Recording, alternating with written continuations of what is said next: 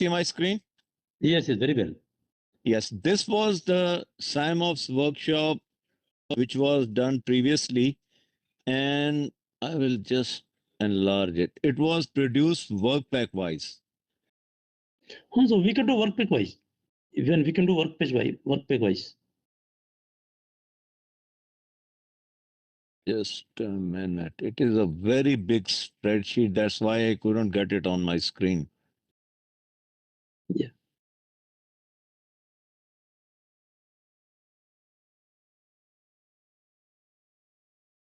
Right. You see, Yeah. we don't have WS1, we don't have WS2. Our WS is work stream 3, and this is work pack 1, which is underground cement lined piping.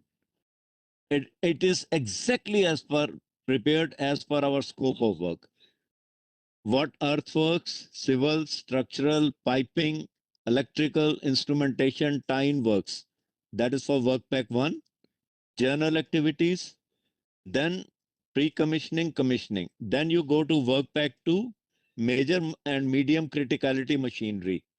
All the scope of work related to this is given here in these rows. And then after commissioning, this is not in our scope of work, WP4. So you can exclude